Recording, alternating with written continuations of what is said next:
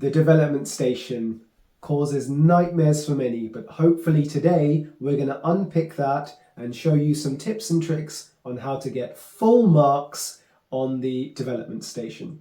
So stay tuned.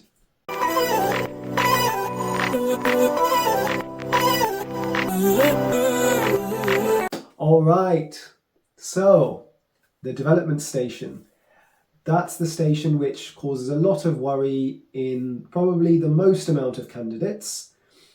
And the reason for that is unfamiliarity. It's not an examination that we practice a lot, and so it fills a lot of people with worry. The important things to know are if you have a clear, systematic approach, which I will teach you during this video, then you should be very relaxed and you should get really good marks. So as you can see on the screen, these are the developmental toys that you will get to use during the examination. And what I will do is talk you through a little bit about what you do. Before the station, you will be given a scenario which you read outside of the station, and you walk in. The examiner and you will be there with an actor. The actor will do the history part of the session.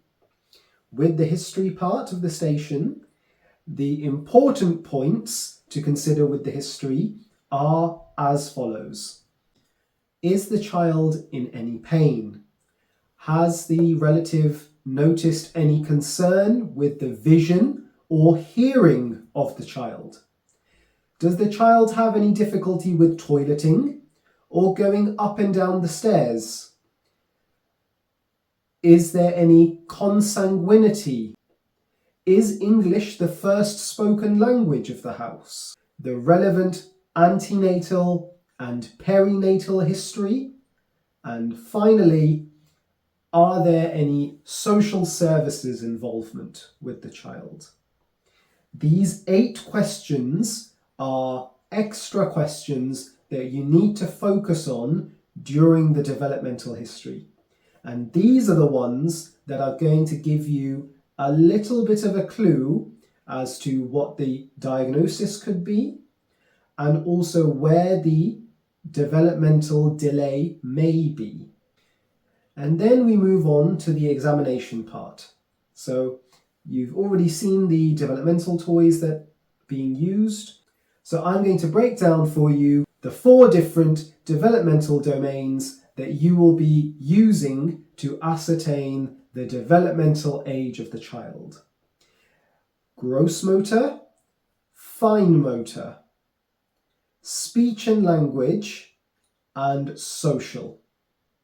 Now, as you can see, the milestones are quite vast, and honestly, there is nothing other than memorization of these milestones. The milestones that I have put on the screen and in my post are compiled from a few different sources and have helped me in understanding developmental milestones and their ages to a very accurate 3 to 6 month figure. Once you are done with your developmental assessment, the examiner will ask you, how do you assess the development?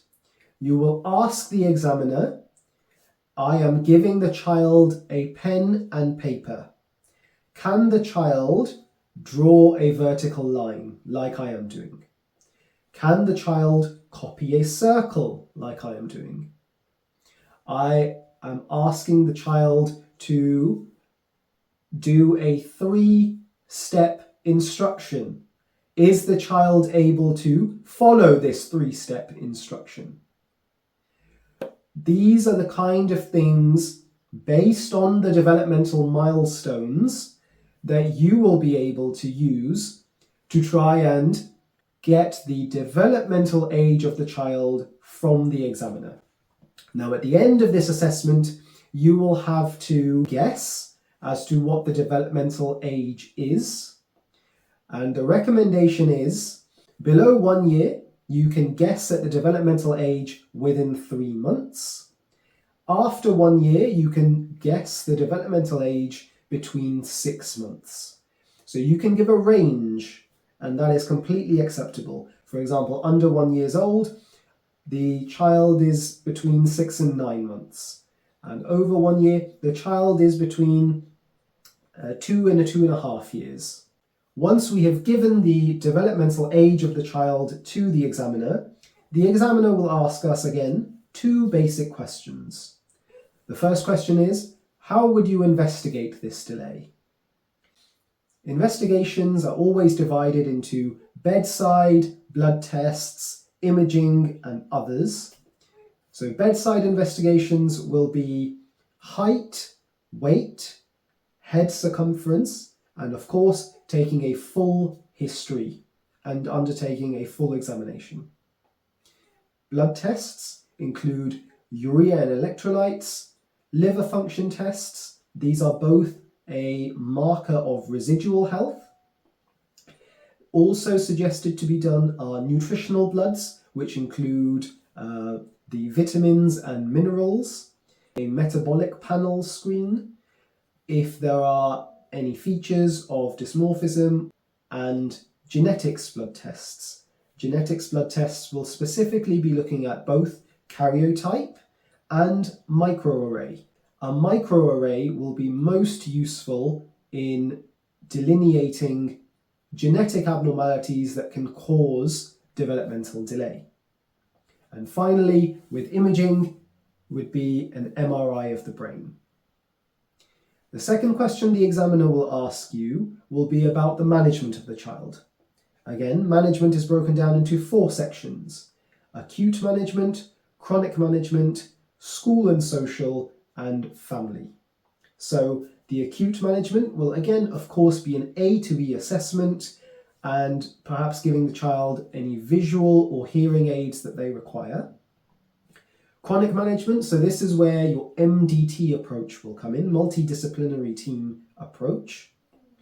And this will include the consultant community pediatrician, the speech and language therapists, the school, perhaps the school psychologist, physiotherapy for gross motor delay, occupational therapy for fine motor delay, the dietitian, perhaps the geneticist. From a social perspective, of course, each child should have an educational and healthcare plan, alongside access to a social worker so that their family can benefit from a financial needs assessment.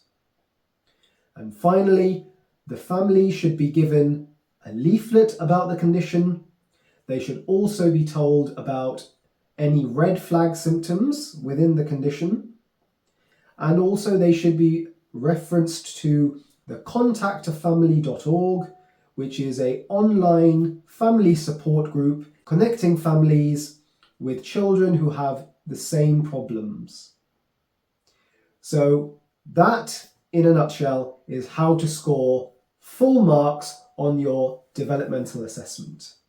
So please like, comment, share, and subscribe, and I'll see you all in the next video. Peace and blessings, YouTube family.